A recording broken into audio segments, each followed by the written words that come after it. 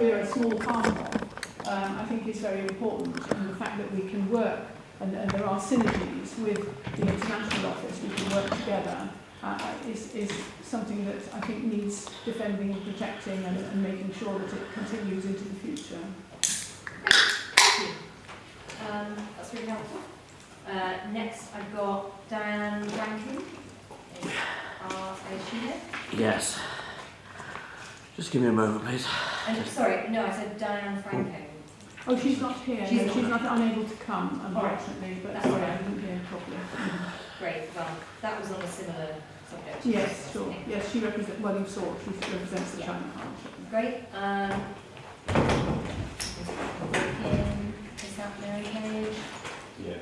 All right, I won't call on you just yet. I'll go to Dan Boyd first, and then I'll go to so yeah, Dan, go ahead and speak to your statement if you'd like. Okay. Some of the statements got a couple of different topics in it. Some of them are quite simple. The setup of the One City groups is an abomination that seems deliberately chosen to boost the voice of the privileged and to exclude people. It's just horrible. Chair, I think you failed to do a good job at the last meeting enforcing rules that we have. There was disruption from councillor. One of the things that are great about Code of Conduct is that they really enable difficult conversations to be had. The person who left the room felt like he didn't get listened to. I'm pretty sure he's got useful information just from his experience of doing the job that there's a very real chance that somebody else will have to do in the near future. Point 3. There is a problem in Bristol with the council keeping too much information secret by default, and apparently there just aren't great ways of finding out some information other than contacting a councillor. This is problematic as councillors are already stretched for time. They shouldn't have to help Bristolians tracking down information that should have already been published. There's also a discriminatory aspect to this lack of information, as some councillors represent much poorer wards where there's naturally going to be much more urgent casework to be done by the councillor, which doesn't leave enough time for optional stuff. But also that way of getting information depends on the councillor being willing to talk to the public, which just isn't always the case. This is going to be a problem in the future as it seems likely to be many disagreements and confrontations over whether a particular piece of information should be published or not, particularly when the information is partially held by an outside group, e.g. WACA. Some clear rules about being more open might avoid some of the arguments. And my last point, my understanding is that the conversation about the East Bristol livable neighbourhood has become heated. I'm really sorry to hear that. As an open source developer, I know how distressing working in public can be because people can turn up and just feel like they can be abusive. Some of the members of Cabinet who are implementing the scheme have been repeatedly trying to encourage members of another party into engaging with the public more to relieve the burden of that community engagement. But they're doing that after being really quite unpleasant for a really quite long period of time to the people that they are now asking for help. It's unrealistic to expect people who have been on the receiving end of unpleasantment to come to the aid of those who have been abusive of them. If any group of councillors wants to expect that another group would aid them in communicating with the public, they need to have a period of time where they have only spoken only with respect with their fellow councillors, have been open with information instead of hoarding it, and aren't playing silly games with levers of power. I hope the councillors who are currently behaving inadequately do not wait until the committee system actually arrives before attempting to change their behaviour. Thank you very much. Yeah, and I think, just because you do address me as a chair, I think you're sort of right that I need to make sure that if people are sitting in the public forum, they are councillors, that they're not speaking out of turn, and you can see how that would have been exclusionary. So yeah, I'll take that on the chin and try and do better. Yeah, thank you. Next, Mary, do you want to come in? I've got two main points to make, Chair, on the relationship that the Council and councillors have with external partnerships. I think from the data we were supplied that there's potentially two columns missing, because it is not clear from that data with all those partnerships who is the paymaster, who is that person reporting to, who are they loyal to, because you can't really represent both sides. So I think it's really important to outline where does the responsibility lie. Is that person still a councillor and therefore beholden and representing the public, or are they receiving some form of pecuniary interest, special responsibility allowance, some form of financial gain for attending that additional meeting?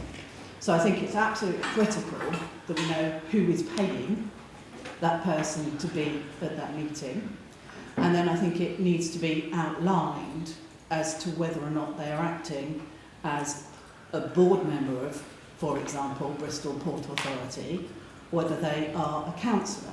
Because in the specific case of Councillor Alexander, he is both the representative for Avonmouth and Lawrence Weston and on the Bristol Port Authority.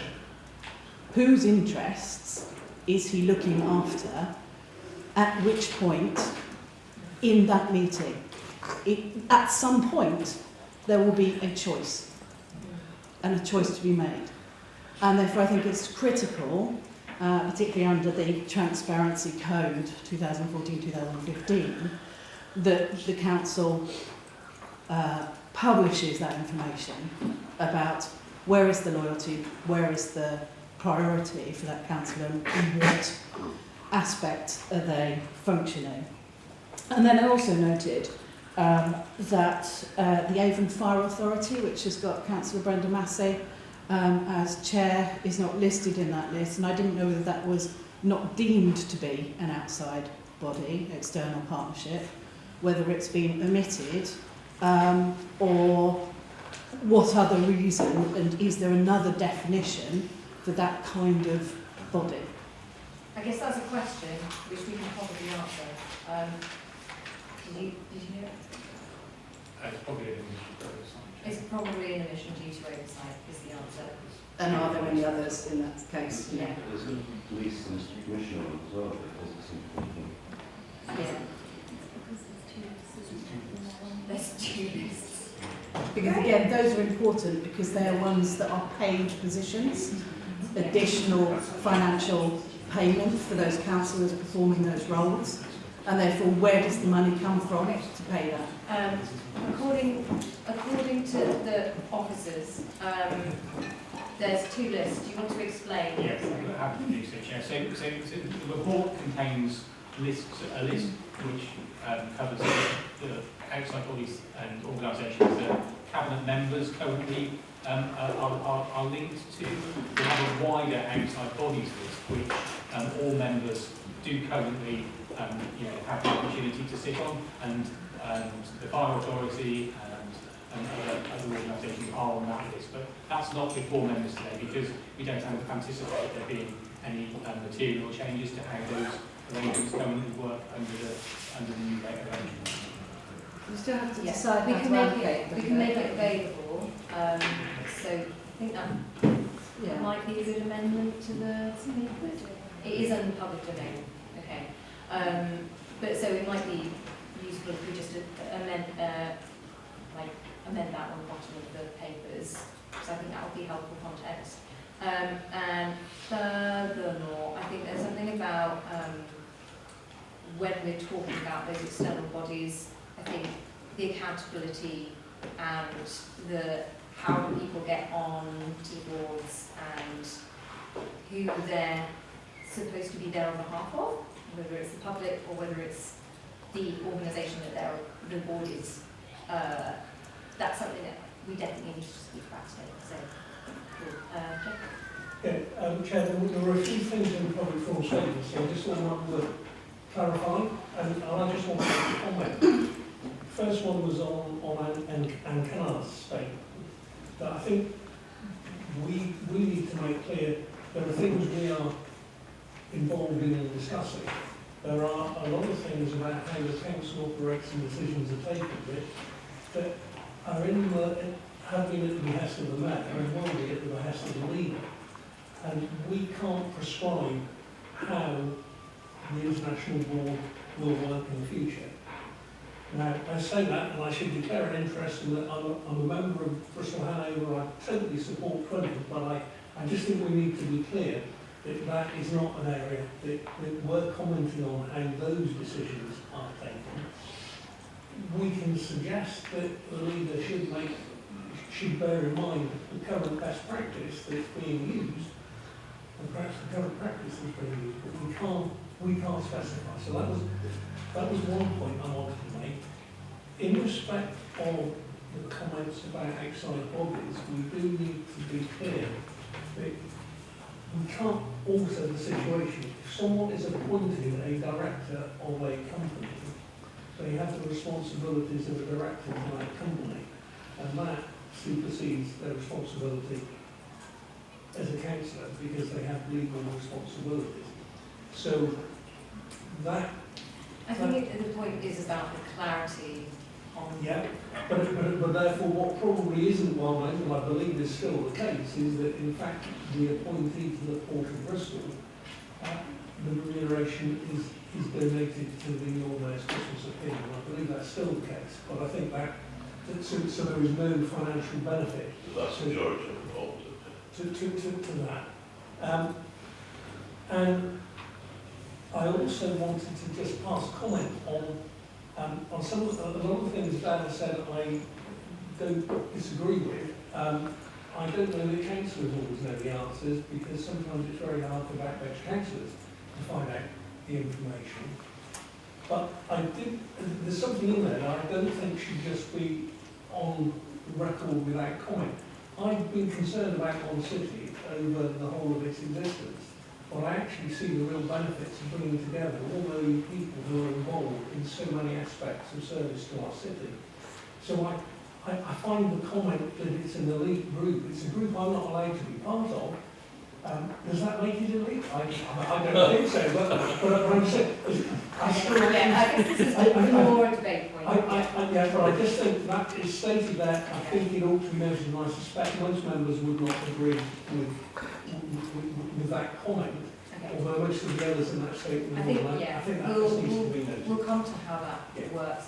I am hesitant to get too deep into responding to these, but I'll bring you in quickly, Gareth, if that's okay. Yeah, I mean, with regard to our city, quite controversial comments. We clearly must have something that pulls our partnerships together, and partnership working. The person who said it is not the only person who has concerns about the way it's actually been operated. Yeah, So so I think that's something we're going to debate. Right.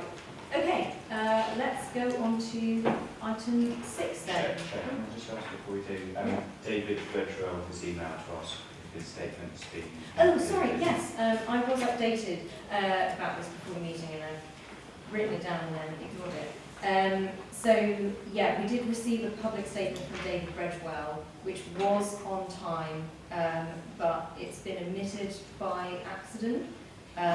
So this public forum will be updated to reflect and include his statement and circulated.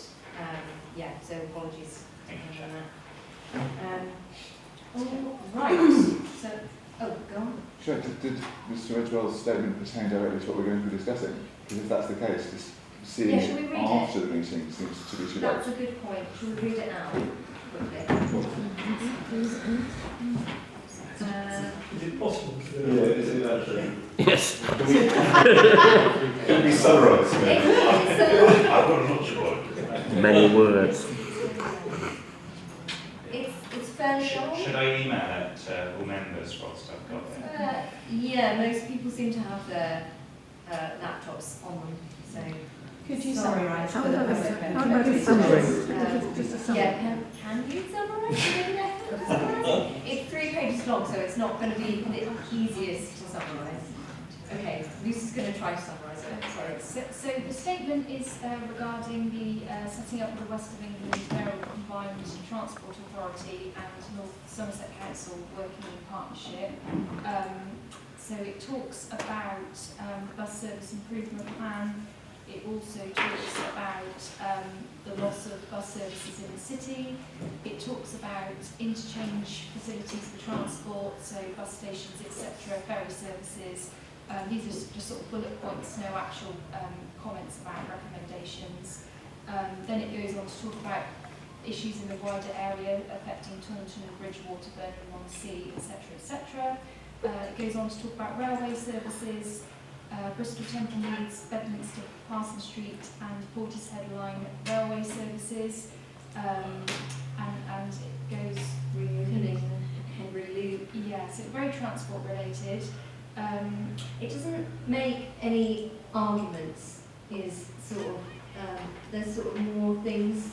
You just make a point later about the him going at the establishment of a transport committee might potentially undermine the role the West of England Mayoral Combined Authority plays in transport, which is a point I think he's made previously. Yes, that's true. Okay. Yeah. Yes. Yeah, there's a lot of, it sounds like notes for him to crib from, to speak to, as opposed to arguments, but I think that's probably one of his main things, and he has said that here before, or in full council. Yeah, sorry about that, everyone. Okay, let's go on to external partnerships report. So that's pages 13 to 35. Tim, do you want to start, and then we'll go to our officers? We've got some presentations.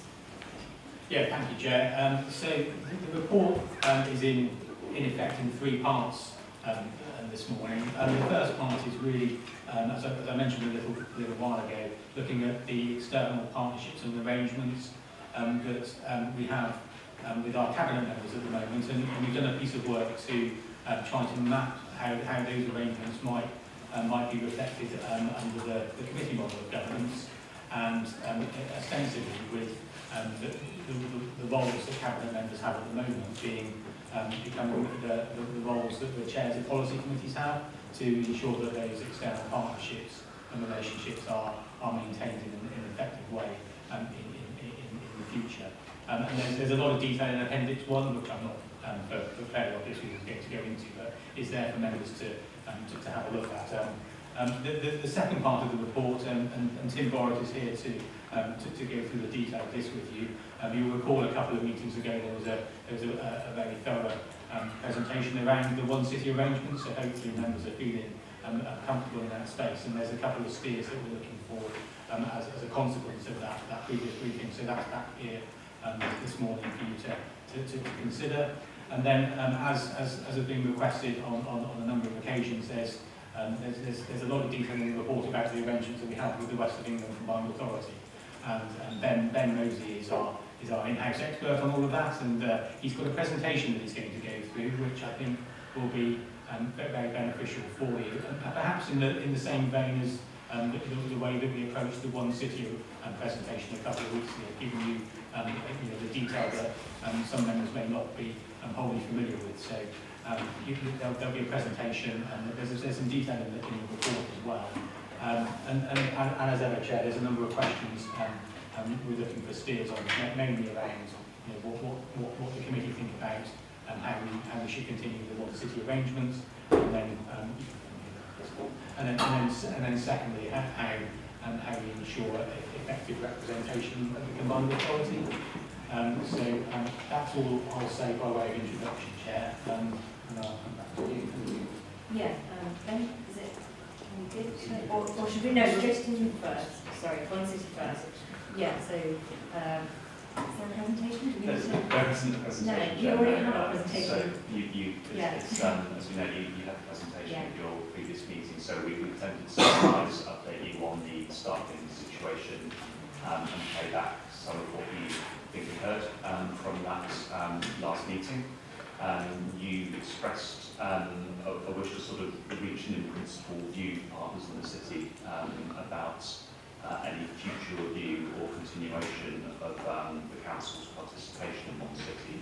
So having taken that away and looked at it and brought in certain fixed-term staffing, that is absolutely something that officers can assist with, but there is a desire obviously to do quite a thorough review of options piece with the new administration that particularly in the case of things like the medical commissions where we have committed to quality groups to have a very clear co-design and this process for any reviews. So the suggestion here really is that we do that work next year and leading up to the change of governance next year, but in the spirit of the value that the council will seek to work with our strategic planning with partners, that the committee may be minded to in principle indication that it wants to continue next year whilst that review is undertaken. So that summarises really what's in the report, but it is really to the committee working with this morning for its own views on that. Great, thank you. Yeah, let's go to the presentation and then We'll have the opportunity to discuss that. Yeah. We'll discuss everything all at once, I think.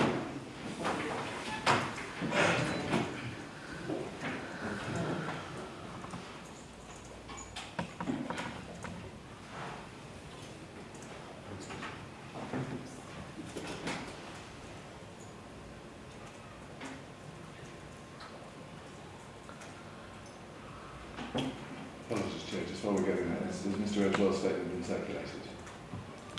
I think Marnie. Oh, sorry, I didn't send it because we summarised it, but I'll email it to everyone here. Thank you.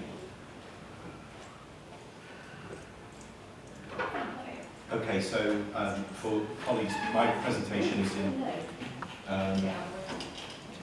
in Appendix 2 in the pack. So if you are struggling to see the presentation, you can have a look at it on your laptops or devices. So my name is Ben Mosley, I'm the head of the Executive Office. I support the senior leadership team at the Council with interactions with the Combined Authority, including approaching negotiations to secure investment for our projects in the city.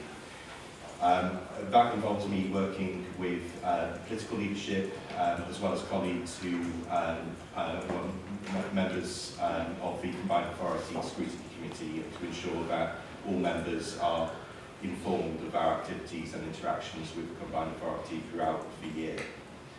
Today I'm going to cover a very brief overview of the Combined Authority. I'm going to talk about the devolution deal, and then I'm going to talk about the Combined Authority Committee, our approach to that committee, and how we work with the Combined Authority behind the scenes.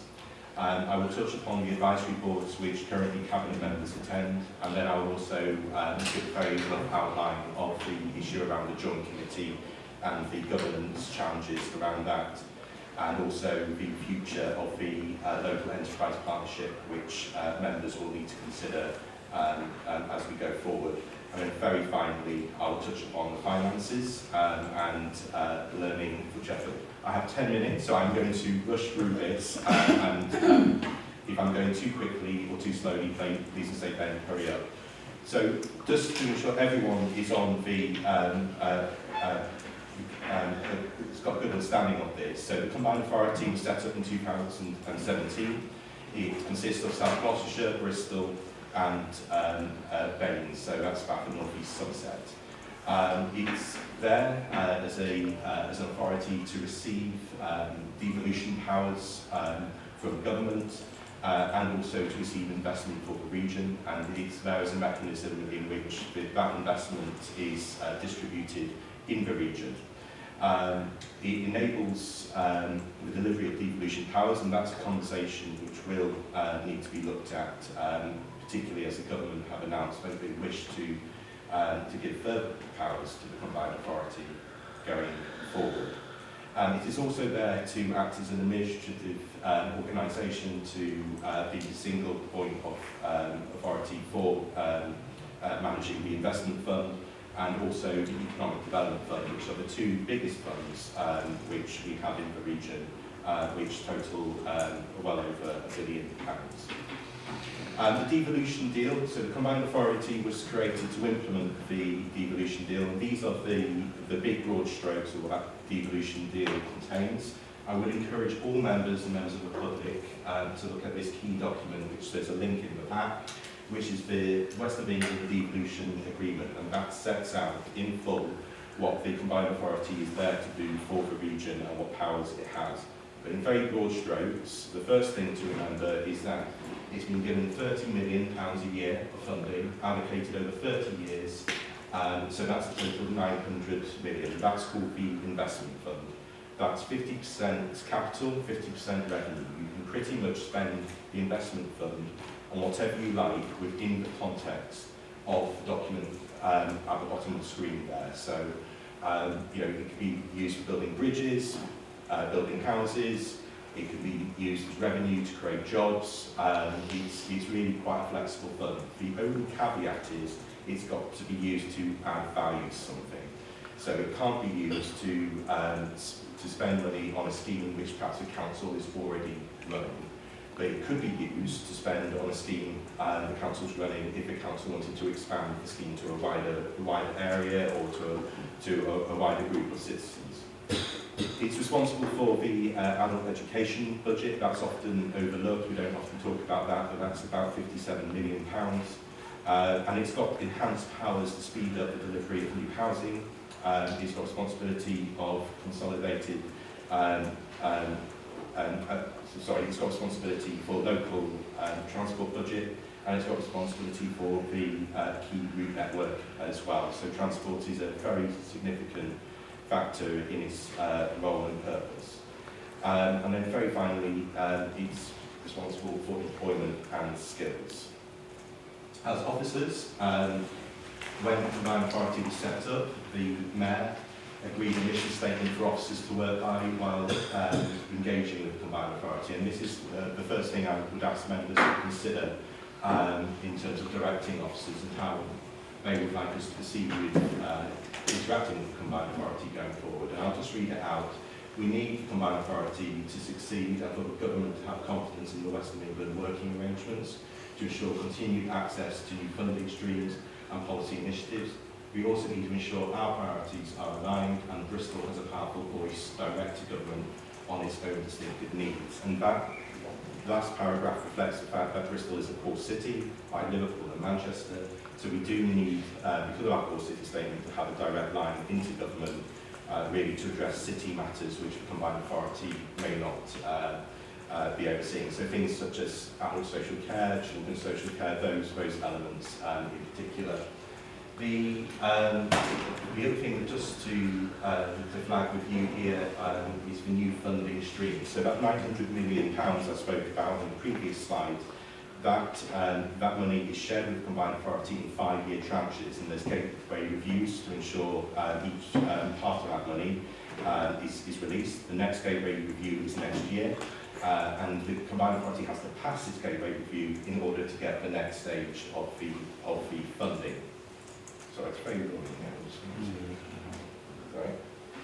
Right, so how do we work behind the scenes? So as officers, we work closely with colleagues in the combined authority in a number of ways, and mainly through informal meetings ahead of public meetings which take place. So the public meetings which take place are the committee meetings which you'll see, the scrutiny meetings which you see, and the joint committee meeting. But leading up to those meetings, there are several meetings which take place between leaders.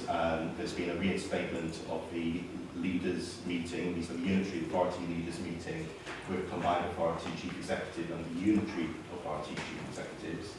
The chief executives will meet as a group every fortnight, and directors, such as directors of infrastructure, directors of skills, They meet every fortnight as well, and heads of service will meet on a weekly basis to progress key proposals going to combined authority committees. So there's a lot of meetings, there's a lot of conversations. These organisations don't work in silos.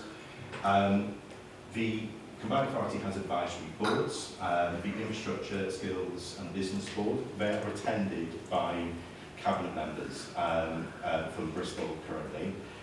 These boards will review draft papers ahead of combined authority committee meetings, and it's their opportunity to feed into any concerns or feed in any additional points they would like those papers to reflect. These boards meet monthly, and so it's likely that between committee meetings of combined authority that you could have 4 of these advisory boards ahead of any committee meeting. So there's quite a lot of opportunity to influence the outcome of papers through these boards. These boards are informal. There's no formal minutes taken, but it's an arena for politicians to discuss about how they want policy to be formed. The next part here is we are part of the Combined Authorities Policy Development framework. So the Combined Authority currently is producing a new industrial strategy. Colleagues throughout the council are engaged with that, and there are meetings on a weekly basis where colleagues will go and share their expertise as that document is being developed, ready to be consulted on. And then there's also regular briefings internally between the Mayor and Cabinet members and OSM members as well. So officers here inside the Council will regularly brief the Mayor on combined authority matters on a weekly basis. We'll regularly brief Cabinet members on a case-by-case basis depending on what policies are going through the decision-making pathway, and we brief OSM members on a monthly basis, and I've been doing that on an informal basis every month to give OSM members here a good oversight of the business going through the combined authority. As officers ourselves, we meet fortnightly, so every combined authority facing officer in Bristol will meet fortnightly to share information, to share knowledge, and to ensure that we're coordinated as well as an organisation. So the main decision-making forum of combined authority is combined authority committees. Colleagues will know that that's a public meeting. It's chaired by Mayor Dan Norris, and it is made up of the leaders of the 3 councils in the region. The committee principally makes decisions on the allocation of funding and sets a strategic and policy direction of the combined authority. It also makes the key decisions of the combined authority, so it's there to allocate the funding in particular. So that's the formal decision-making part of its role. Items which are considered by the combined authority are published on forward plan. That's published 28 days ahead of any committee, and the business the committee sees is developed, as I've already said, through the advisory boards and through those network meetings between key officers and the chief execs. So the 3 things I'm asking colleagues to think about here today is how the combined authority business will be considered by members in this council ahead of any committee meeting, and we will need to put mechanisms in place to ensure relevant committees are well briefed ahead of any combined authority committee meeting. The role of the leader to negotiate with local authorities and the combined authority on key matters, and how they will report back to those committees. We will need to ensure that there's mechanisms there. And how will Bristol City Council set its own strategic priorities in regards to the combined authorities. So as officers, we really will need to know what the priorities are which you will want us to pursue, particularly in relation to that investment fund and the £900 million which are available, and how we will report that back to you. The advisory boards, this is a very quick slide, but the main question I'm asking colleagues to look at is who will attend those advisory boards. At present, it's the relevant cabinet member, and we look at the business ahead of those advisory boards, and then we will advise the cabinet member about which one, who should attend, and also give them a briefing ahead of those meetings. And then the other question I would be asking members to look at is how will business and the advisory boards be communicated back to the relevant committee. We do need to ensure that the committees are kept up to date with how proposals and projects are being developed in the combined authority. So it may be something which the relevant committees have a standing item for combined authority matters, or something along those lines. The Joint Committee consists of the 3 unitary authorities and North Somerset. So this is born out of the fact that when the Combined Authority was set up at a very late stage in that process, North Somerset decided that it wasn't going to join the Combined Authority. And before the Combined Authority was set up, there was joint funding pots, the largest of which is the Economic Development Fund. And the Joint Committee oversees that fund with North Somerset included within that. And that Economic Development Fund is roughly about £570 million. And the Joint Committee has authority and responsibility over it, and it is accountable on how that fund is allocated. There is also a smaller fund called the Revolving Infrastructure Fund, and that's a fund where the unitary authorities can borrow money from that fund with the view of paying it back over a course of a certain time frame.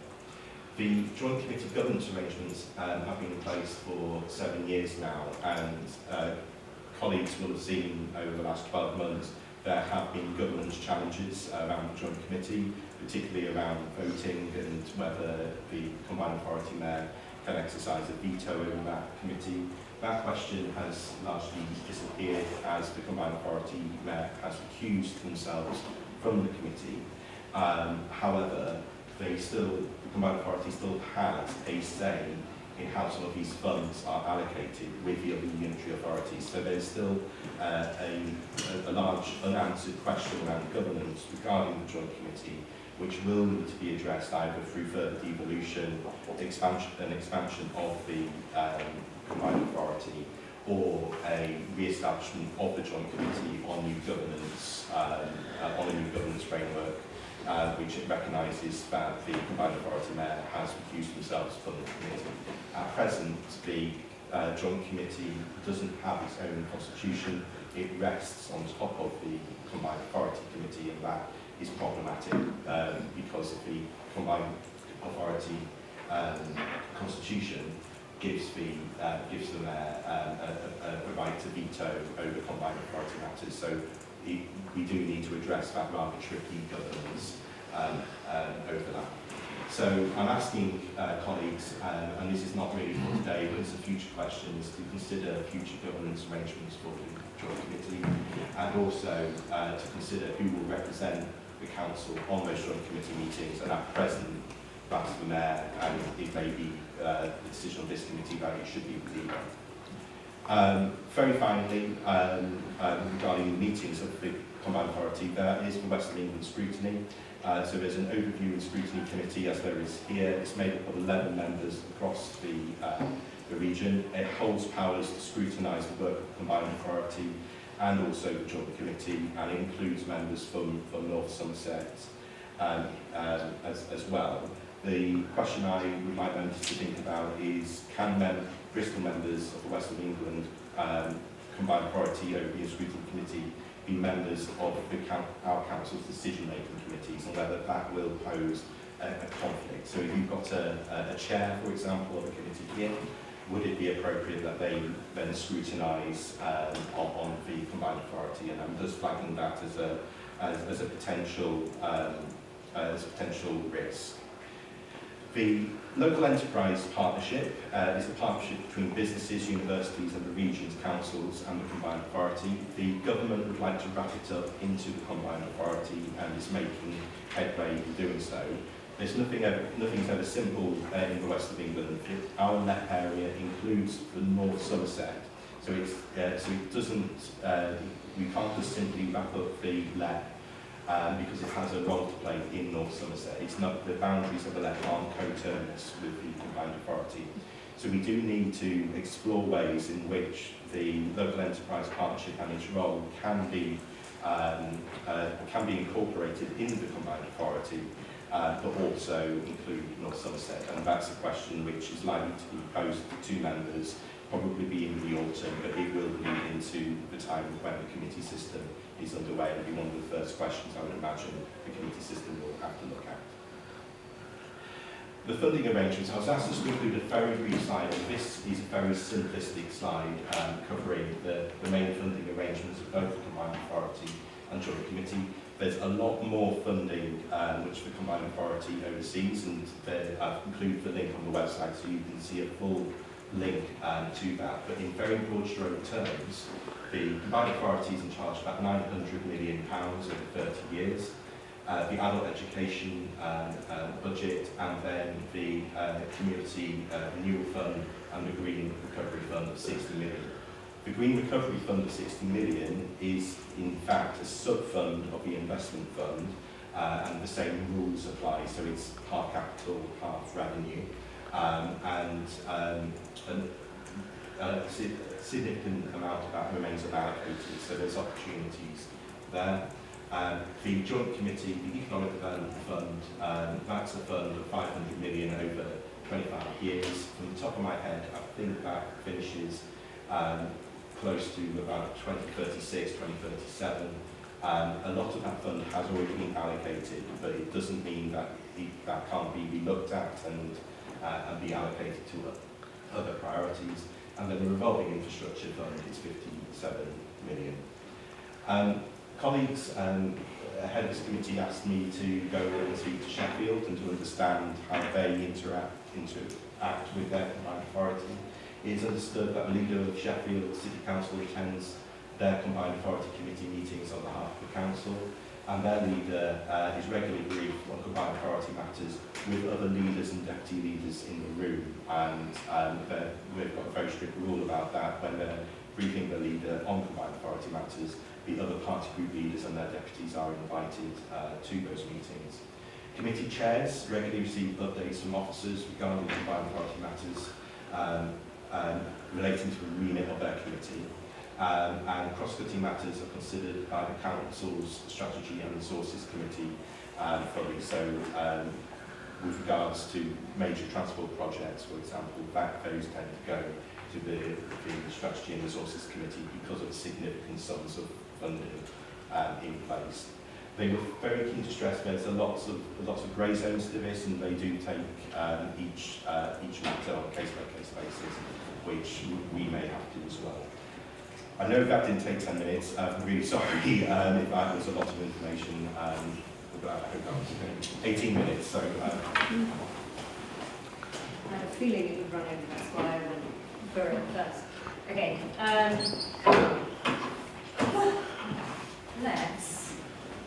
Let's do questions. So I'm going to take questions in order of Tim, then Ben, if we can, even though I know we've just heard from Ben. Yeah, if you've got any questions about One City, we did do a lot of questions about that when we took the report forward. But let's, yes, questions for Tim. I've got Andrew and Gary and Lorraine. I'll go Andrew, Lorraine and Gary. Thanks, Chair. You mentioned that there is now 226 full-time equivalent postal workers in the City Office on secondment in a fixed term head of City Office going to join in September. Can you clarify the terms that those people are imposed on, i.e. until when? So the terms I've offered are 12 months from the start date, and I know I'm underwriting some financial risks that in the main division, but obviously that they deal with standards. So it straddles. Yeah, it is straddles. Thank you. Just to clarify as well, the 2.6 is secondments, and the 1 FTE head of City Office is an external appointment. Thank you. Lorraine? Just have a question. I mean, it's so much to take in, and I know I've looked at it before, we've had a briefing before, so I just want to pick up on something you said in regards to the underspend of the green capital. Did you say that? Green Oh, Recovery sorry. Fund. Yeah. Yes. And committed spend already on the one above. Shall I just go back to Because I got very nice, so you have to show me. Yeah. So the economic development, I think you said was committed fully. Yes, it's Yeah. about £400,000 headroom left. Okay, in that fund, and the green recovery is underspent. I think to achieve, give or take a few million, but it's about 10 million. No, okay, so what happens then between now and May next year, or budget next year, if the underspend remains underspent and the committed spend is over committed? So there's something not right there, because I don't want it to be a case of if you don't spend it, you lose it. And who's making the decisions at the moment about the green recovery? Like, who is spending that money? And like where the decisions are, are sitting in regards to that. So just a brief. So the Green Recovery Fund is managed by the Combined Authority Committee. So that's the Mayor of the Combined Authority and the leaders of the unitary authorities. The underspend could easily become an overspend by the time the committee system comes into place. And that's because there's two Combined Authority Committees between now and May next year. And so there will be opportunities for those leaders to put forward proposals to the Green Recovery Fund to spend the remaining of that fund. And in fact, they may even overspend, what's known as over-profiling, to make up for the fact that some projects may come in under budget, which often happens, or may be paused or be prioritised for other priorities. So it's really to ensure that what you've just said in terms of we don't lose any money. The key thing which you touched upon is, which I would just flag to all members, is this gateway review process, which the Combined Authority needs to go through every 5 years. So the largest sum of money the Combined Authority has is the investment fund. The Green Recovery Fund is in fact a sub-fund of the investment fund. And so every 5 years, in order to get the next portion of that 900 million, we've got to go through this gateway review process, which is effectively a review process which the government sets up, and they assess whether the Combined Authority is good value for money, is spending that investment fund correctly and to the public's benefit. And it's a really significant assessment process where the Combined Authority is already preparing for it, and that assessment process takes place in 2025. When that assessment process completes, the next tranche of funding comes down. So you will get the next tranche of your investment fund, where there is very limited headroom at the moment. During the first year or so of the committee system, it's likely to get quite a significant amount of headroom put back into it, probably about £150 million. So there's a significant opportunity there. Is that okay? Just follow up a little bit. Yeah. Sorry. Yeah, so I understand that, which is good. So there's 2 more meetings, you said, before the end of the financial year next year. But I would hope that already it was identified what projects would be already considered or on the way, because you can't suddenly sit in a meeting, the second meeting along and say, oh, by the way, we're going to invest in green recovery on blah. So it's either that there's already a commitment to do something because we need time for it to come to light, and overspending, the overspend, we would hope that we can pull that back if we know already that, sorry, that's not what I meant, the committed spend for the economic development, we need to be able to scrutinise that so it doesn't go into the negative. Yes, that's correct. So officers are working throughout the region to develop proposals for the October committee and indeed the January committee. Those proposals will go to the Combined Authority Overview and Scrutiny Committee ahead of any committee decision. So there's pre-decision scrutiny in the Combined Authority where those members will be able to make a judgment call of those proposals, and the public and members will be able to see what those proposals are 28 days in advance of any committee through the forward plan. The thing which I would just say though is that the combined authority will make decisions today which any future leader and leaders sitting on the combined authority committee can go back and revise. The combined authority committee today can't bind a future combined authority decision, so there's always an option to review and reprioritise within the scope of the law. So if the combined authority has committed itself, to contractual terms to deliver a certain project, then of course the leaders will be advised of any obligations they have to maintain those contractual terms, or indeed any penalties which could be, could be incurred for withdrawing from any agreements. I think maybe largely things around Temple Quarter. There's obviously a lot of agreements in place around that, and that's very significant amount of partnership investment from government as well. So, but there are other priorities which have only been earmarked for projects, and those projects haven't been haven't started yet. Okay, thank you. Next, I've got Gary, Guy. Questions for anyone. You can raise your hands and I'll start taking them in a second. Gary? Yeah, two things. First, I can't see the logic of not allowing chairs or vice chairs to sit on smoothly, because that's basically the committee system. Everyone in this town, every councillor will be a decision maker. So there seems to be any logic in that at all. The second thing is what's missing from here is, we've got complications with the joint committee. I've got to say, it used to work very well indeed before we got the planning authority, as others will testify.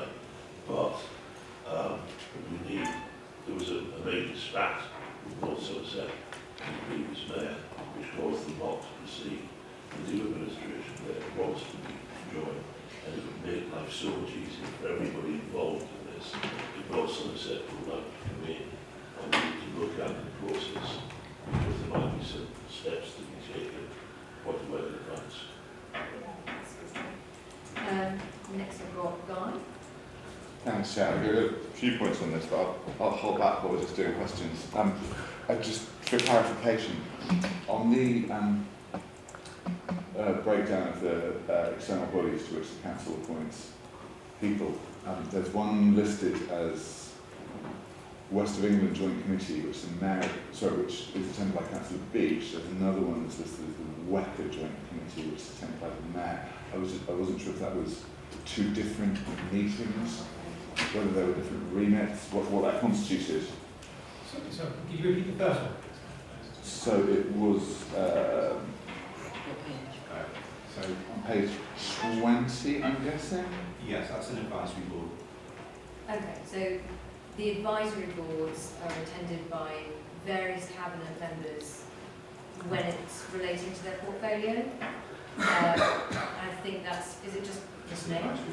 It's just an advisory board. Is that okay? So it's the advisory boards which feeds into the joint committee or the combined authority committee. And it's got Councillor Beach and Councillor Alexander, so they will share responsibilities for attending those advisory boards depending on... Oh, sorry, I think we're looking at different ones. Sorry, that's the WECA joint meeting of the Planning and Housing Transport Boards, is that right? It's attended by both of them. Yeah, so you present the joint committee. Ben, would it be helpful if you go to Councillor Portman's screen? Yeah, I've just seen it. I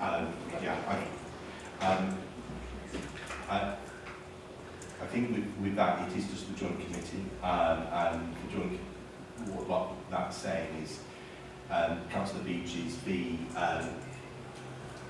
reserve for the mayor for going to the joint committee. There's procedures in place, so you can't just when the mayor is unable to attend a committee, you can't just send a random councillor. The rules say you've got to have a stand-in, and for the combined authority Authority needs to know who both stand-ins are. So both stand-ins are Councillor Beechwood. Okay, I thought for a Sorry, I second. should have put more. No, it's fine. It occurs to me just for, as I was talking, WECA Joint Committee could just refer to the West of England Combined Authority Joint Committee. The West of England Joint Committee might include North Somerset. Potentially. Okay. Is that more the case? So, and the other question, just to cap it off, was you referred to the Metro Mayor as having recused himself from the Joint Committee. I would associate that traditionally with a conflict of interest or a concern around impartiality. Could you just confirm what was that reason that the Metro Mayor withdrew? So you have to ask the Metro Mayor the reason for why he withdrew. At the committee's general meeting in May, the Joint Committee has to elect a chair. Traditionally, it's the Mayor of the Combined Authority who chairs the Joint Committee. The Mayor of the Combined Authority wrote to the leaders informing them that he was no longer attending the Joint Committee and therefore wouldn't be chairing it. So they had to therefore appoint a new chair, which was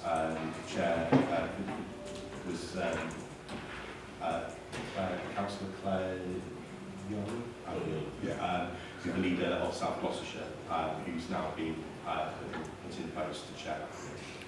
But the reasons why the Mayor recused themselves, you'd have to speak to the Mayor. Jury, I suppose. Yes. Okay, that's okay. Okay. Thank you. I've now got Jeff. Number of things.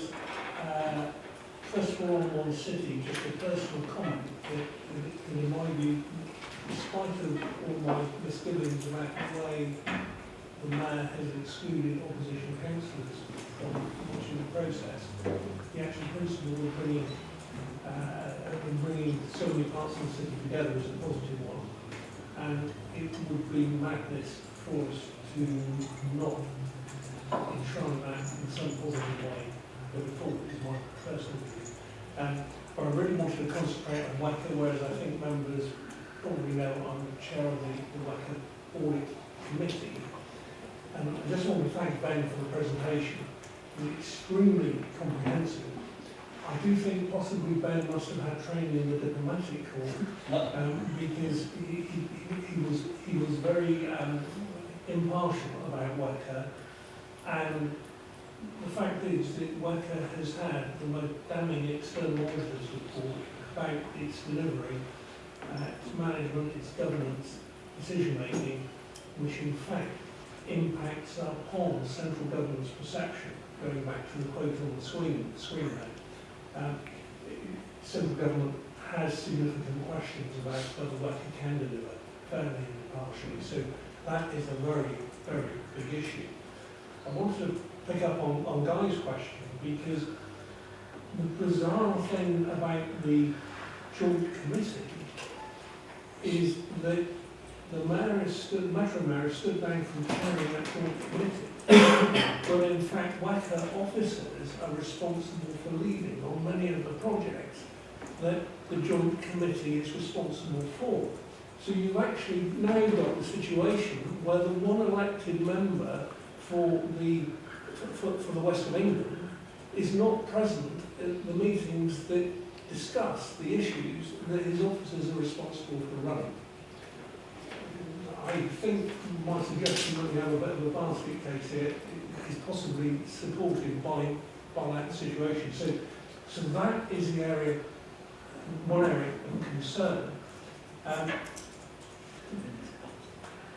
The whole concept behind WECA, that it's a way of bringing more money into the West of England, is what I think drew many of us into supporting the whole principle right the way through.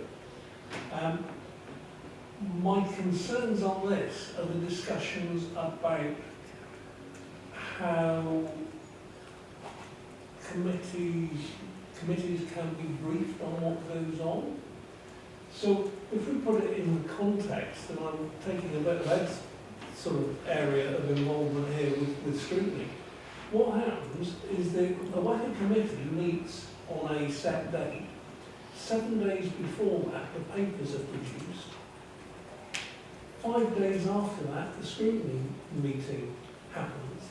So the scrutiny members have 5 days to read through 800 pages plus, or often 3 days, 800 plus pages of very detailed, very complex information of which they will not have enough detail or technical knowledge to be able to comprehend.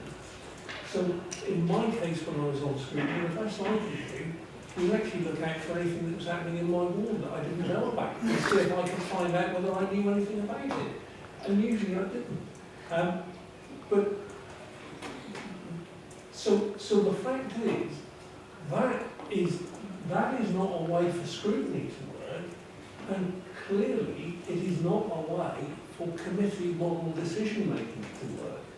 So there is a very, very big challenge. So, and I'm really embarrassed to say this, but the Wecker Forward plan makes Bristol look absolutely open and sorry, Brad, I mean, you know what I mean. The Wecker Forward plan is produced 28 days before a meeting. It gives insufficient detail to know what the decision is, unless you happen to be the officer or executive member who is hopefully more aware of what is going on. So, unless that process is improved and there is proper flow of information so that the committee chairs can know and be briefed very well in advance, but hopefully the committees need to be briefed very well in advance. What we're told with WACA is, oh no, we can't possibly produce the report any sooner because it's being revised and redrafted and rewritten and it's got to go through all these processes. That doesn't seem to me part of the openness, transparency and accountability that we ought to expect. So there is an issue there. There is an issue with the WACA advisory boards, not dissimilar to the One City boards, in that it is difficult for members of the councils to be aware of what is happening at those boards. And as Ben mentioned, if they are actually meeting 4 times before a meeting where a decision is taken, we all know that by the time a cabinet paper is produced here, the decision is going to be taken, whatever we say. If it's going through the WACA committee and senior officers have been briefed, and it goes from that committee, even if all the leaders haven't seen it, the chances are it's going to go through. So there is a really, really big issue there. Now, I know this is unusual, but I'm actually going to disagree with something Gary said. In that, for me, I do not think a committee chair or vice chair in Bristol should be part of WACA scrutiny, because if they are doing their job properly, they should have been so well briefed on what is going on that they have information about WACA and about Bristol that they could not make the objective scrutiny role in WACA.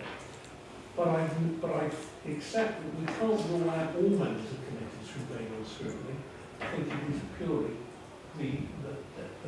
the chair and the vice chair. Chair, I could go on. Yeah, there's so many. There's so many issues of concern. Yeah. But those are the fundamental ones that have got to be sorted, and I know Ben's desperately trying to persuade WACA to resolve them. But between officers and audit committee and WACA scrutiny, we've got nowhere over the last 3 or 4 years. So it's not a good direction. Okay. I was sort of asking the questions, and you kind of steered us into debate territory. So I think what we're going to do is, so if I let us go into the debate, let's go into the debate on WACA, just debate on WACA, try and do that, and then we'll pick up the One City and the external reports, if that's external bodies, if that's okay, because everyone's very excited about WACA right now. So I've got Ed, then Richard, then Guy, then Lorraine, but technical, sorry, Guy? It's just to ask Chair, in regard to the debate on WECA, to let us know what outcome we're seeking, as in is it an answer to the question? So, I think, that's a really good point. My views are, the main points for decision are in the pack and also in the presentation. I think the main things we've got to decide are things like who we're sending to what meetings, probably the first decisions about scrutiny, because we've had two conflicting views on that. And I think there's something about whether we want to prepare any particular direction for any of these issues of concern, basically, like what is going to change, and what are we going to advise that the committee system will inherently enact and change when we get a new system. If there's, and I really want to talk about this, like WECA's governance and how we feel about the statement that Ben put up about this is what we've agreed that council officers will work towards, this statement saying we need WECA to succeed. That's a really good point. Do we want to continue along those lines? So points about that would be helpful. And points about how we set our strategic direction with regards to WECA from a member perspective.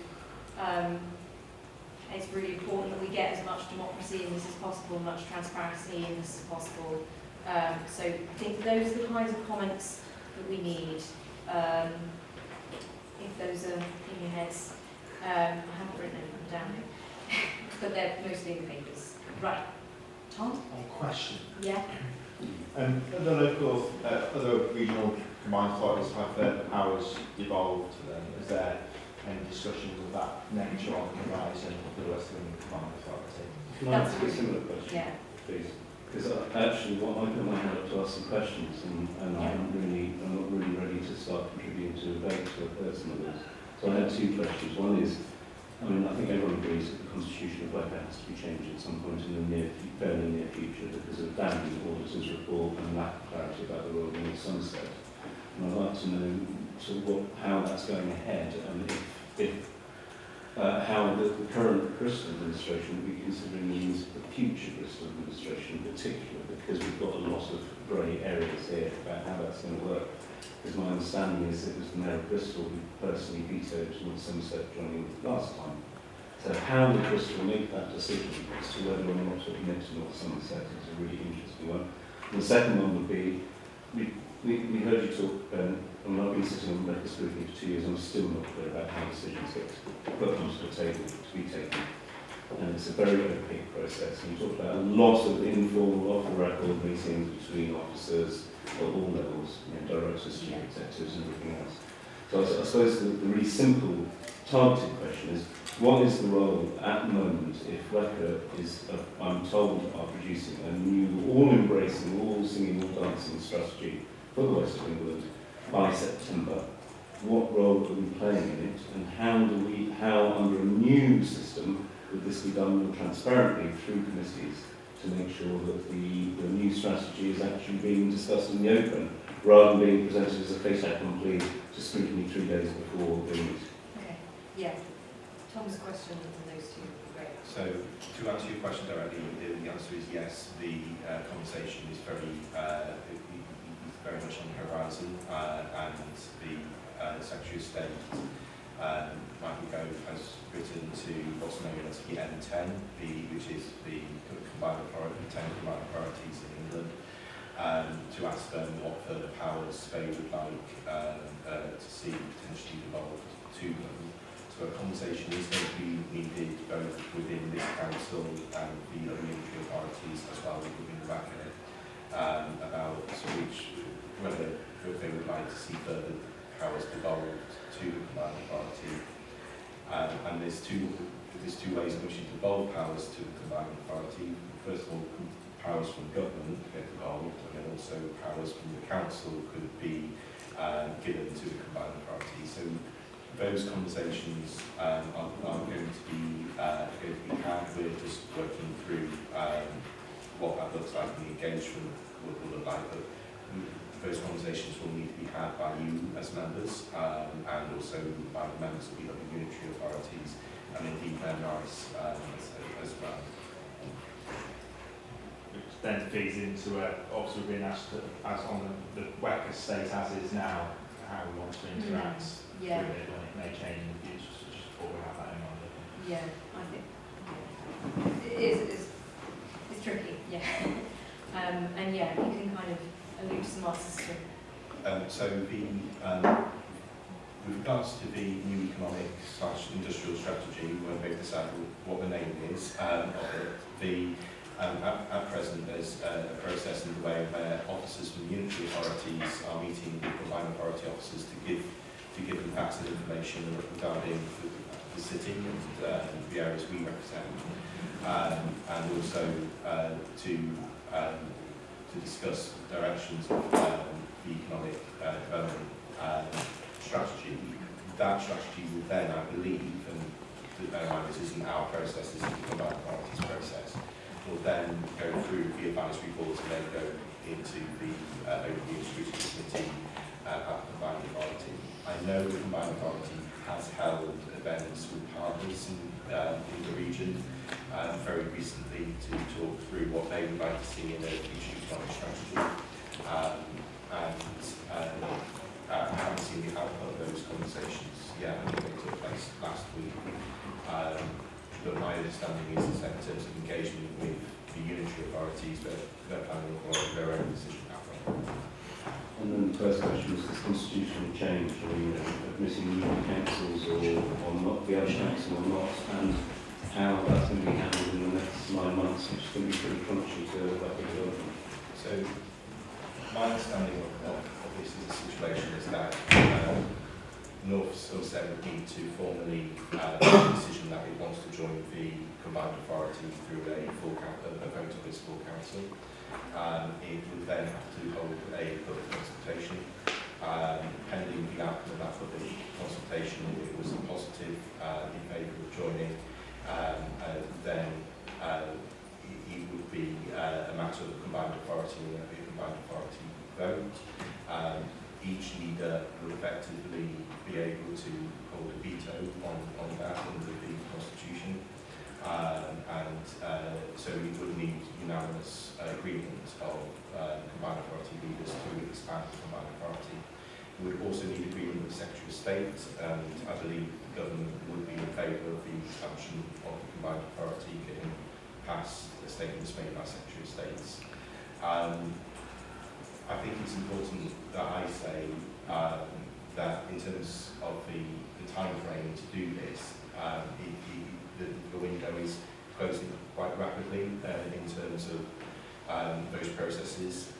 So in terms of having a public consultation, if you're going to do this, you've got to bear in mind that the next combined authority election is in May 2025. So time is running out. So we really want to start that process sooner rather than later, and the only people who can start that process are the councillors of North Somerset. All right. And there's one other just sort of implied question, which is, a lot of this stuff, you've answered about the new strategy coming. How do you see that being made more open to a committee working system, rather than maybe a small group of people who take decisions in private?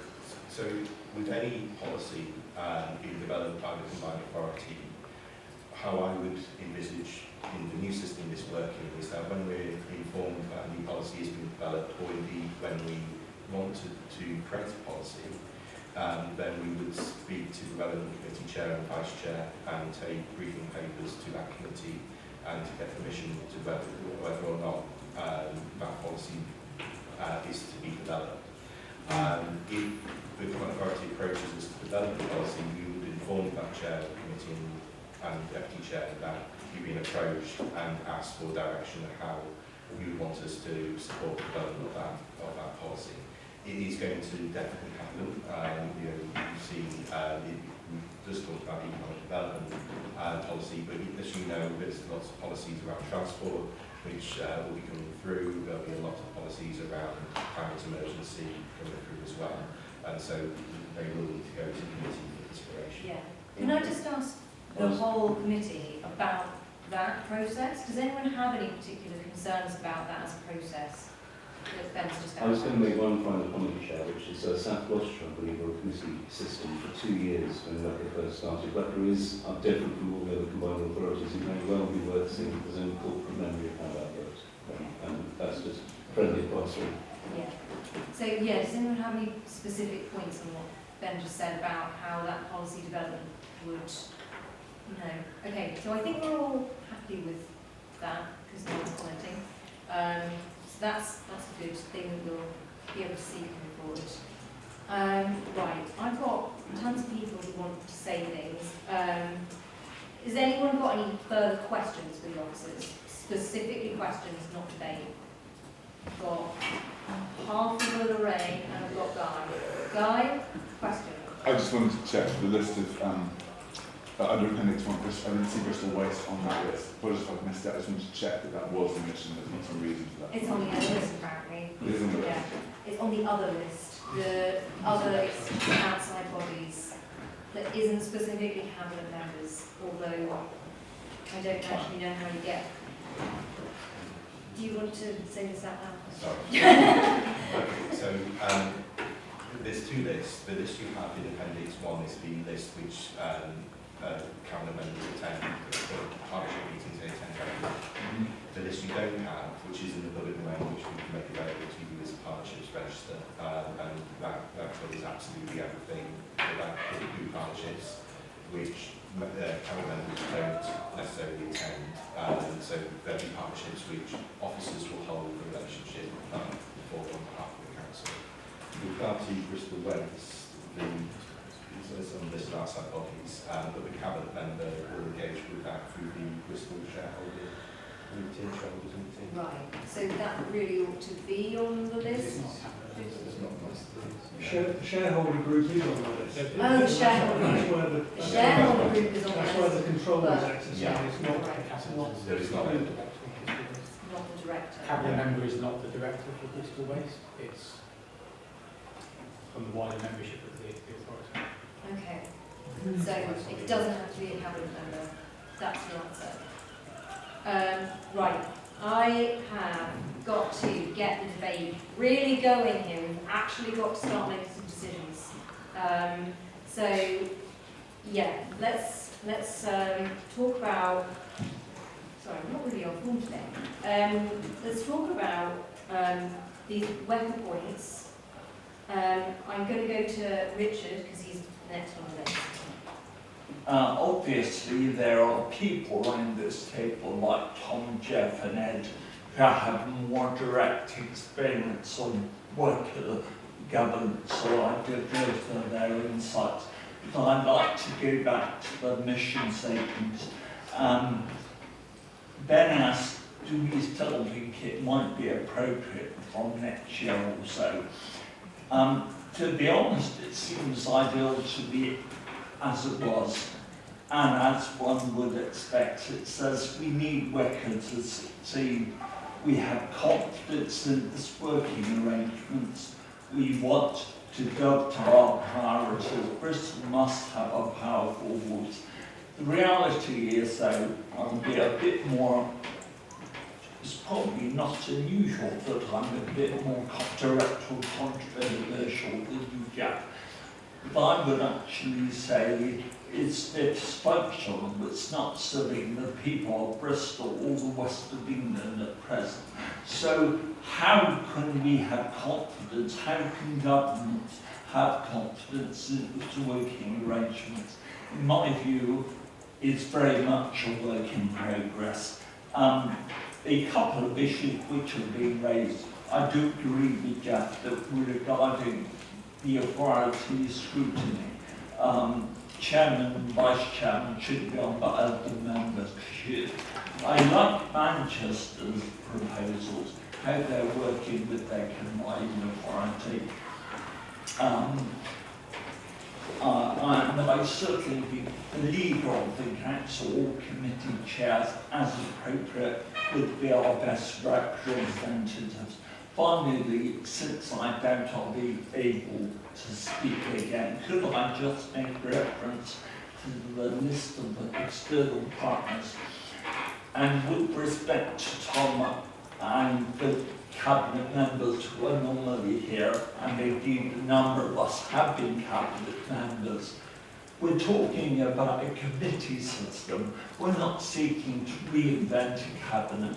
So, in my view, Brett says it's best to place this under the responsibility, yes, have the appropriate policy committee, but not the chair of that committee. I would assume at the AGM, we decide which person actually is a champion for the further body. That worked well in the previous committee system, should work well in the future. And secondly, we won't actually put too much weight on the policy chair. Yeah, I think I'll note down something to vote on later, because I wonder about that proposal. Yeah, okay, so scrutiny chairs, it looks like we've got a few points on them. They shouldn't be appointed to the audit, to audit themselves effectively, or scrutinise themselves. So, does anyone have any arguments? Yeah. We've got Gary counter-arguing. Well, I'm strangely enough more or less agreeing with Richard. Oh, okay.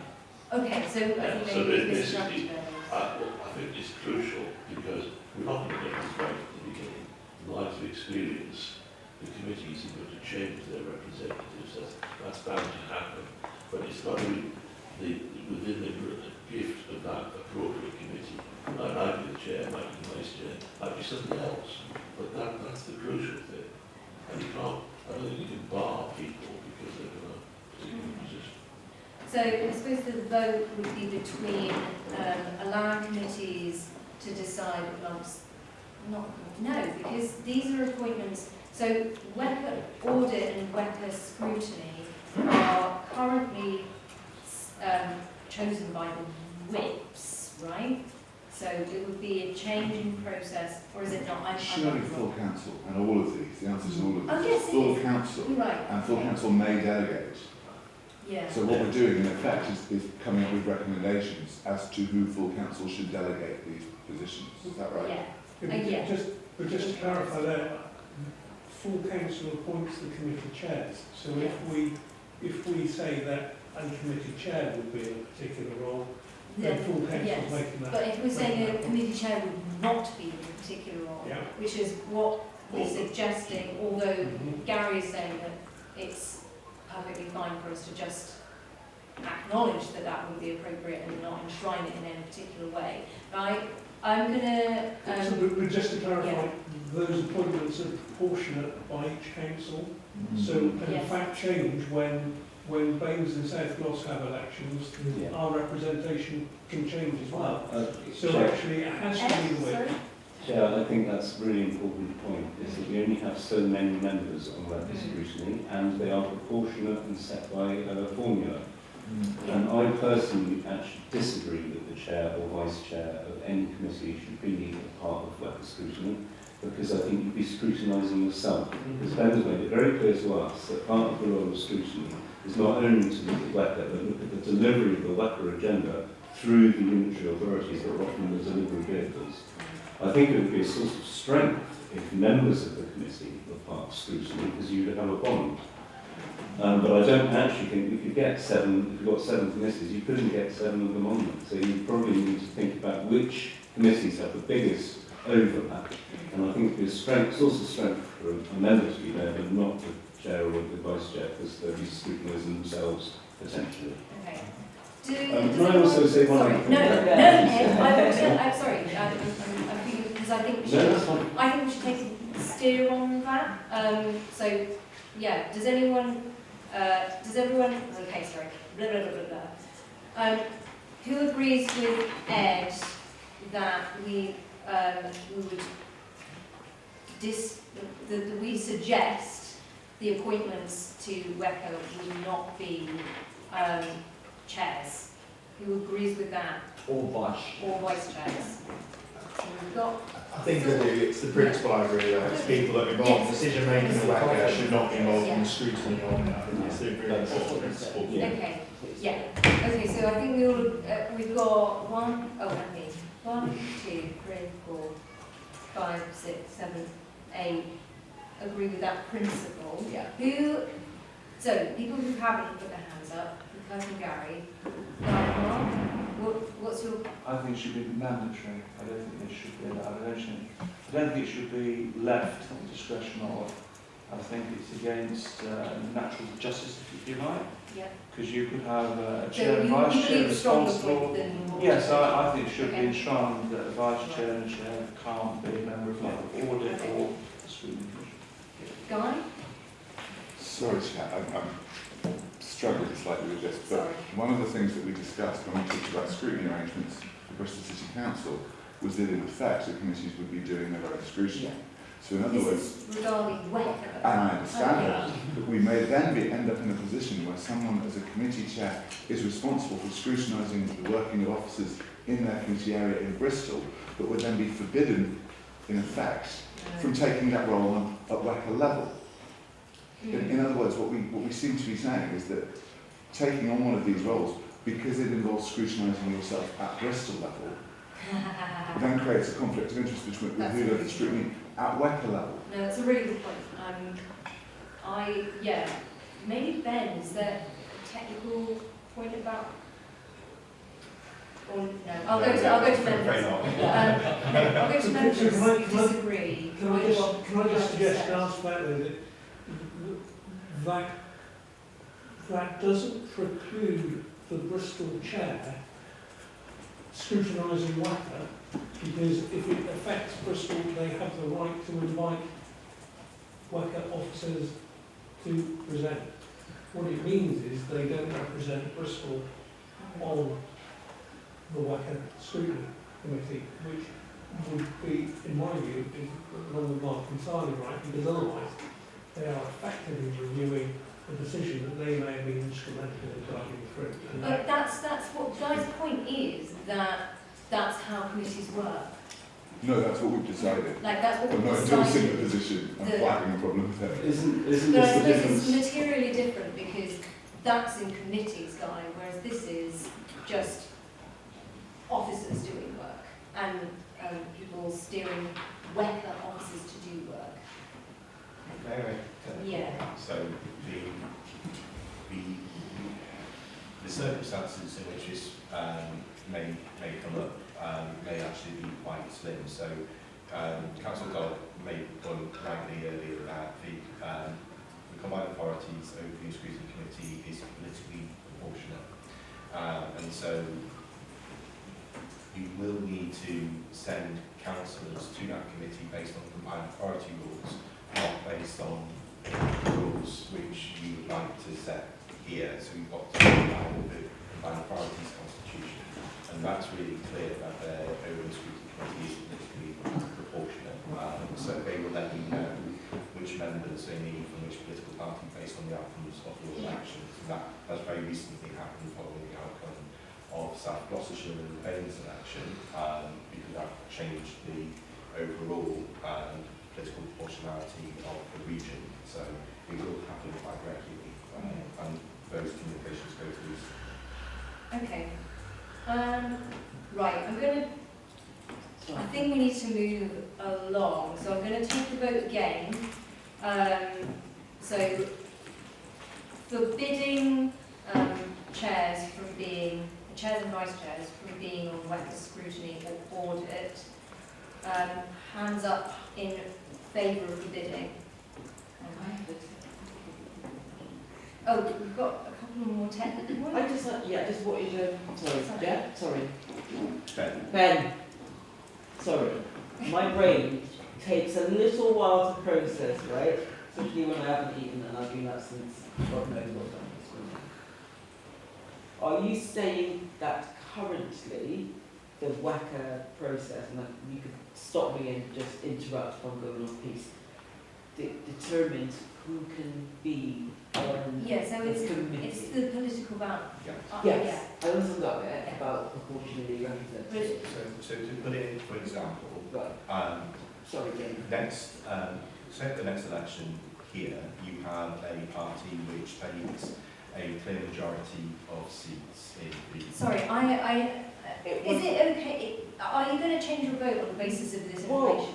Because I do actually really want to move it. It's only because we were asked a question just Yeah. now and voted on, Yeah. and then there was a technical and clarification. Yeah. So now you're asking me to re-vote, and I'm still just wanting clarification about the technical point that Ben was saying about representation. If we're saying committee leads and deputies can't be on WECA, I wanted to just clarify the implication of that. That was all in regards to, right, so it was a clear question. Sorry. So I wasn't really sure. Yeah, no, that's fine. Okay. That's fine. I'm still not really sure what the question is. Hence why it's difficult to vote, is because there's a technical issue that I'm still struggling with. Chair, if I Yes, may. it's a proportionality question. Lorraine, if I could just clarify, so the West of England Combined Authority, Yeah. the distribution of seats is based on taking the totality of representation from the three authorities, okay? So, you know, that may well change in May next year, which may well have a knock-on effect on the proportionality of seats. But because it's based on a population basis, the number of representatives that will come from Bristol is unlikely to change. Does that make sense? Is that okay? It does make sense, but it doesn't necessarily quantify if there was. I'm really sorry, Lorraine. Right, I'm not going to vote. That's fine. No, that's Okay. fine. Then I'm not going to vote. So. Okay, I think that was 9 versus 2. So, yeah, no one changed their vote. Right, we're going to have to move on. Okay, I'll do the vote. Banning the chairs and vice chairs as previously. Let's just do a stick your hands in the air quick. Okay. Right, that's 8. Against? None, and abstain. Abstain. No, no, I vote against. Okay, vote against 1 and abstain 1. Okay. Right. Sorry, it looks like Tom and Lorraine both abstained. Is that right? No, Tom voted in favour. Tom voted. Yeah, okay, sorry everyone. Right. Next question, I'm going to have to go to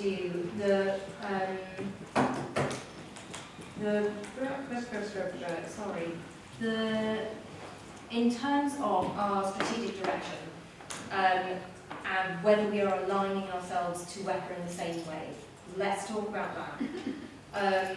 So, does anyone have any specific reason that we're going to have to change the way we align ourselves? I think we're just going to have to accept that we're playing it by ear to an extent here. Do you refer to the green box that was on the screen, so, which was we'll try and make it work, but we also need to be able to talk directly to government as Bristol because of the differing issues that are covered? Yeah, absolutely. Yeah, I think we're mostly happy with that. I'll take some quick points. Sorry, I'm really sorry about this. Is this really important, Mark? I just think in that green box, in the wording, Yeah. there ought to be something about openness and transparency. Yeah. Because I think compared to some of the other combined authorities, that is lacking in the plan management. It's just a broader point, but it's something like there ought to be, it ought to be in any new assessment of the current arrangements. Yeah, I agree with that. Yeah. Does anyone disagree with that? I don't think anyone disagrees with that. I don't disagree, but could we also add something about co-working as well? Because the amount of dictatorial nature of what's gone on, as opposed to the shared working with the local authorities, is what's really causing the friction. If we can incorporate that, it would just be part of that way. That's a really good point. Ed? I think the public are missing from this, and I think some of our current committee chairs would do well to remember that the public have to have confidence in the way we work. So in that kind of The strategic... government and the public have confidence in West of England Combined Authority working groups. Right. And I think I was just objecting to the align ourselves with what's going on now, because I still have an issue. We can't just align ourselves with something that happens now when most of us don't know what happens now, even though we know we've had a great presentation. So it's not about aligning with what's going on now, it's about being, like everyone has said, being open, transparent, it's clearer, it's more democratic, it's more inclusive, as opposed to saying what happens now, because what happens now is excluded. Doesn't include I think that everyone. there's something there It's that not brings us on language. to the leadership, how we get the best from WECA. So, first thing to vote on is, are we happy to send the leader to do what the mayor currently does? All in favour? Can I ask a question first? Yeah. I mean, I think there are some decisions that are so important that the leader would need to be guided by full council.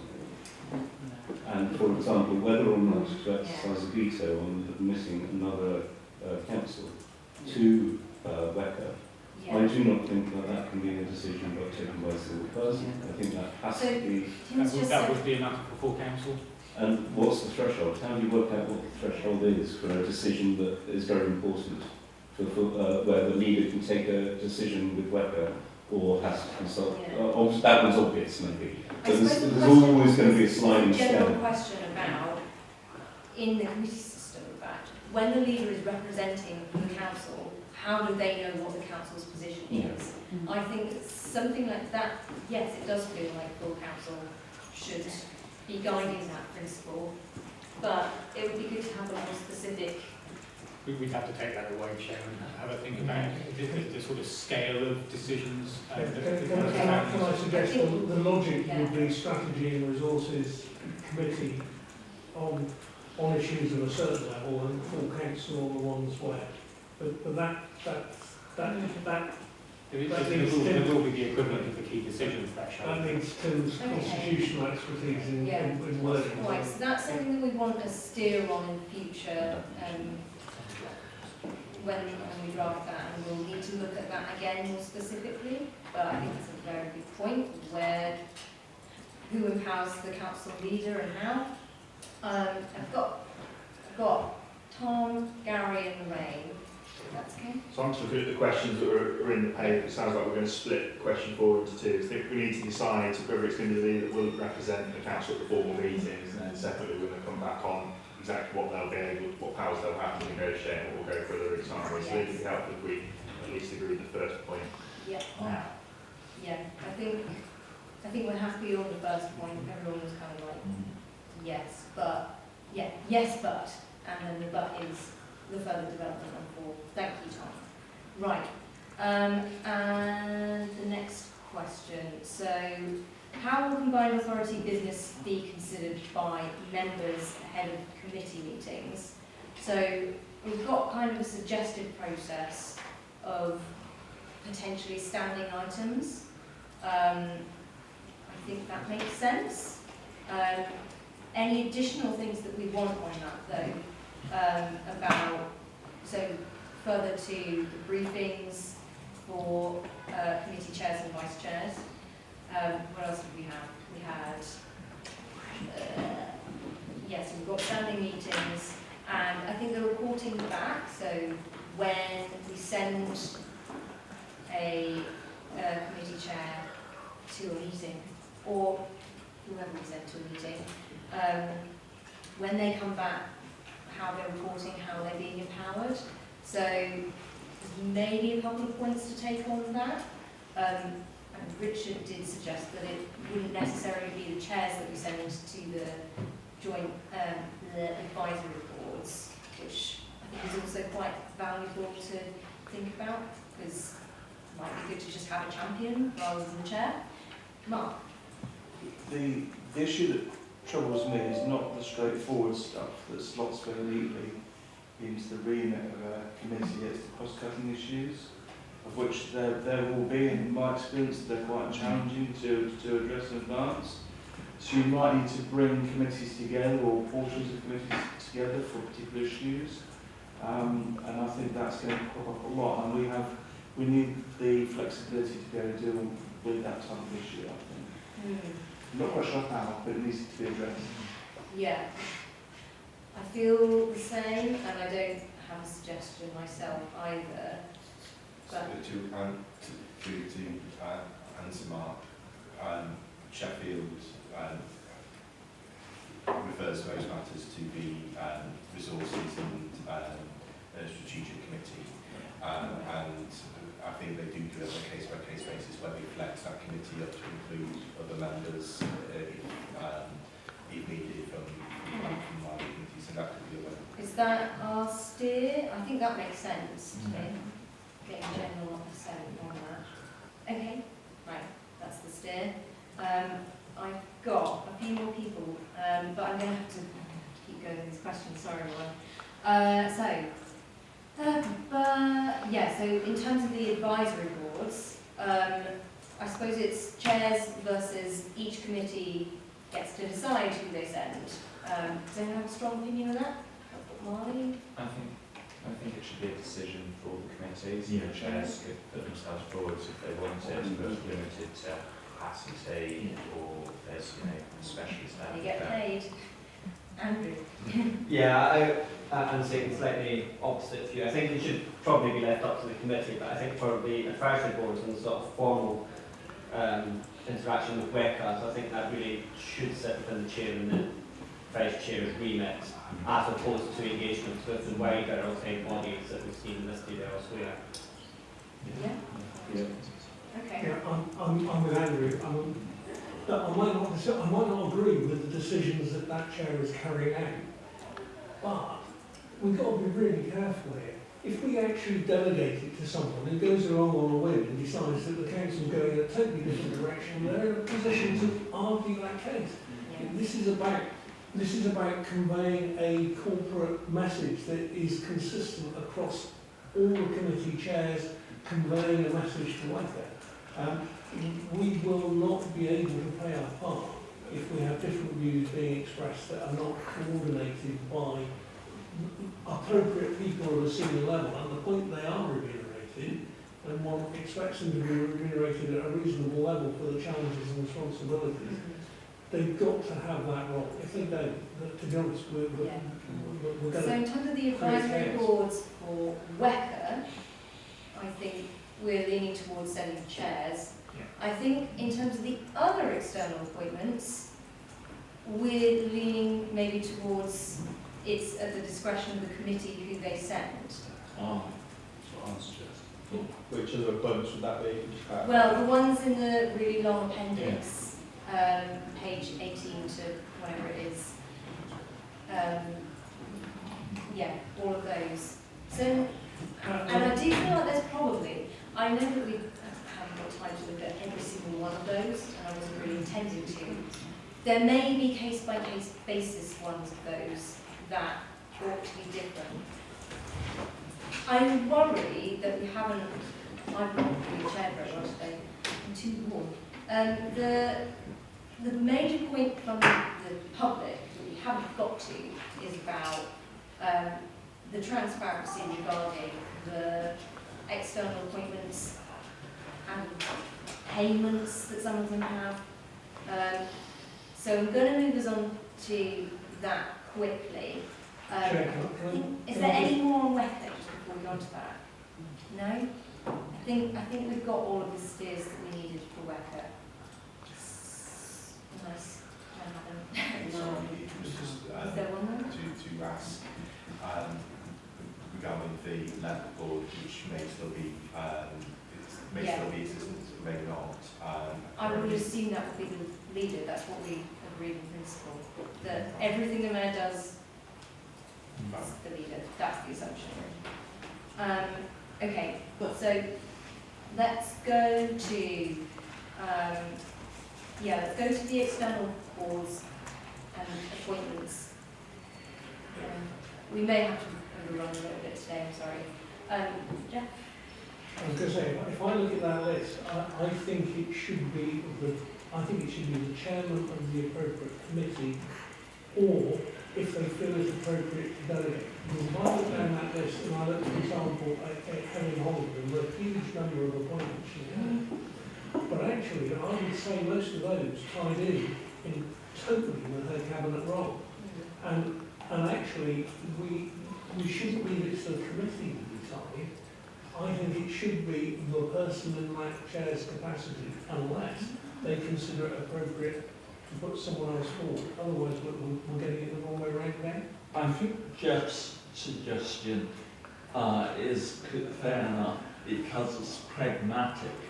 If the chairman thinks actually it's inappropriate or they don't have capacity, they can put it to the committee, of course.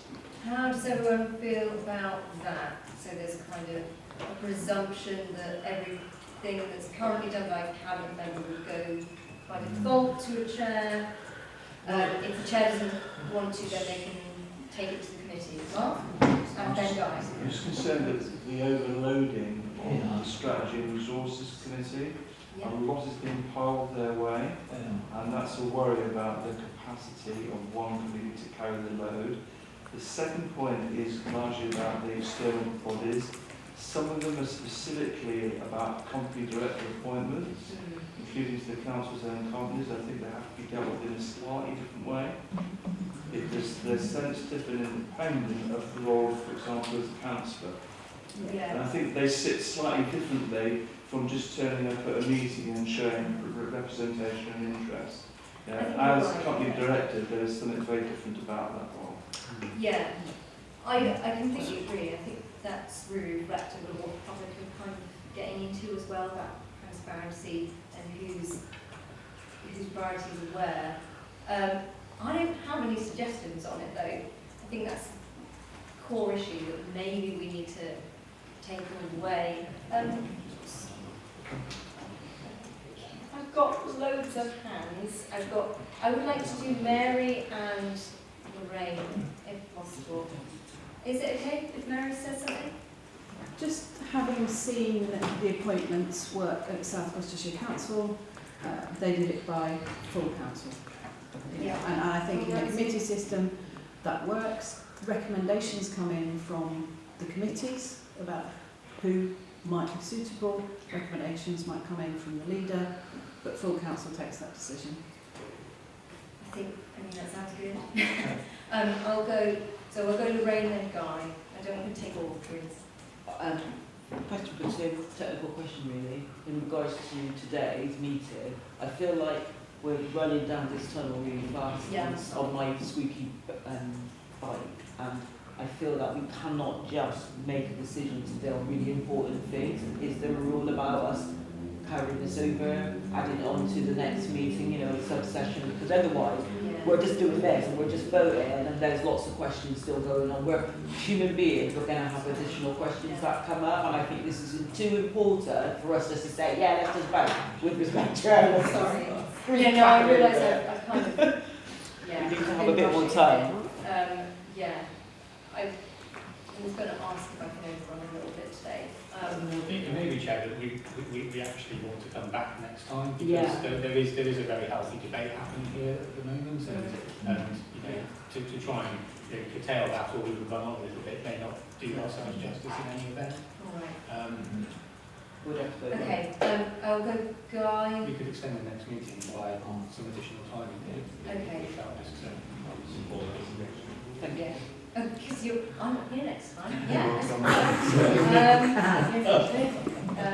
Okay. Right. Guy, and then. Okay. Could I just confirm that it is the decision of full council, isn't it? Yeah, it Legally, is. it can't be anything else. I think it's about whether we suggest that the default position that full council will kind of wade through, or whether we suggest a different default position. That seems fine, but we seem to be taking a lot of time to talk about a steer to a future iteration of ourselves. But fine, I think full council having formal responsibility for it is the clear outcome. We can just go through that. The only thing I want to say in respect to the public forum at the start, from the point that Ed made, is I'm really quite troubled with the volume of these appointments, where we seem to be saying we're taking a councillor whose role is to represent the city and their constituents, or the city as a whole, and setting up a conflict of interest, wherein they're required not to act in accordance with that role, whilst being an appointment by this authority to a board in some cases managing an organisation wholly owned by this authority. And that strikes me as a very peculiar scenario, and I think possibly there's work to be done, whatever the case, on ensuring that the code of conduct specifically lays out, and that all appointments need to be done in a way that is phenomenally clear and transparent. That I think, to me, is far more important than who full council might delegate to in the future. Yeah. Is what are the rules governing how that person conducts themselves in office? So in terms of technical answers to that?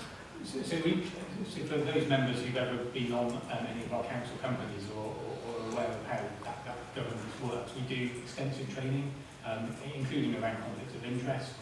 So the members who are on, Councillor Bradshaw, may want to say something on this, but we do provide that support to councils, and we try to ensure that those members who are directors of the council's companies do not have an equivalent role that puts them in a position whereby there would be an inherent conflict in them being able to discharge their role as a director of the company. So we are very alive to that as an issue. And so there's we training. try to avoid. I think we need to brigade some of these things, because the Health and Wellbeing Board is probably going to be the chair of the committee, whereas the Devon and Severn Inshore Fisheries Conservation Area may be a bit more flexible. I think there's So something there's about something about company directorships, Yeah. things that really are impact directly on the role of the committee, and then things that there's probably about 3 or 4 or 5 different buckets. All right, so basically, this report, we've debated ourselves into a position where we want a different version of it, where it is separated on the distinct, what is that role, is it paid, is it one of our companies, and Guy? And to the specific request from Mary in her public forum, that it's absolutely clear who that person once appointed is representing. Yeah. In other words, are they required to keep secrets from the council in terms of the management of that organisation? That sort of thing. Yeah, okay. And is there a right to add an additional observer to represent the perspective of the public? Would be my further challenge. Okay. Right. Can I just add one other point from Mary's public statement about remuneration? Yeah. Because that actually is as fundamental, and I certainly don't know which of those roles get extra remuneration that ought to get. All right. And to further pick up on Ed and Guy's points, being clear which of these are formal appointments of full council as opposed to things that have happened to come from capital in the past. Yeah, that's a good distinction as well. Right, so we're running into extra time now. I'm so sorry, Tim. It's fine now, it's just annoying. Well, we're going to have another meeting. So, my suggestion is that there are some questions we haven't answered here, mostly pertaining to one city, and there's more detail needed on some of the external appointments. So we'll get another report about those, which is slightly more detailed, and hopefully we'll be able to move that through slightly more ease next time. I'm also going to suggest that the next meeting is potentially lengthened, but I'll leave that to the agenda setting to decide how much extra time we want. I won't be chairing. I'm really sorry I've done such a calamitous job today. Yes, we're not going to do item 7, if that's okay, because the chair of the local decision-making group isn't here. Unless, is that okay? Or do you really...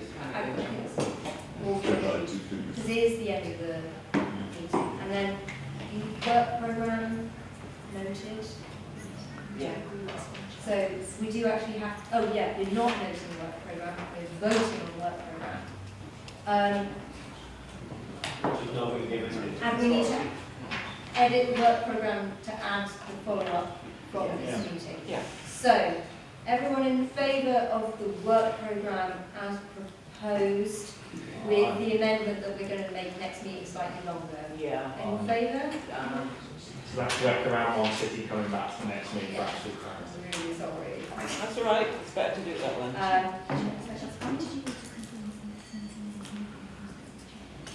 Yes, so the final thing is that the next meeting, we were thinking about maybe moving it. It's not going to be moved. It's going to be on the final Friday at normal time, day after polling day, the 25th.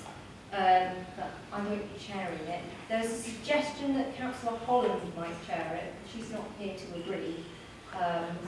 But does anyone else? Should we take a vote now on who to chair it? Could be a agenda setting. You can do it in agenda setting, but just, yeah, look, if you think you might want to chair next time, then yes. Will you be at the agenda session? I will not. Chair. Okay. Oh, well, that's fine, that's just the agenda setting. Jeff will be. I'm at the Jeff agenda will, setting, yes. but not at the meeting on the 25th. Yes, so chair and vice chair aren't here for the next meeting, but Jeff will be able to chair the agenda setting meeting. Sorry. Let's sort it out. Yeah. Okay. I'm sorry everyone, that's the end of the meeting. I'm really sorry. Absolute mess. Absolute mess.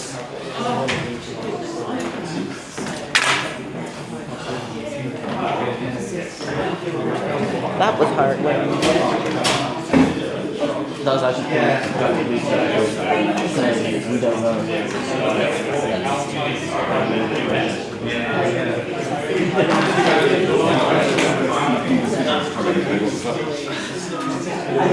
I'll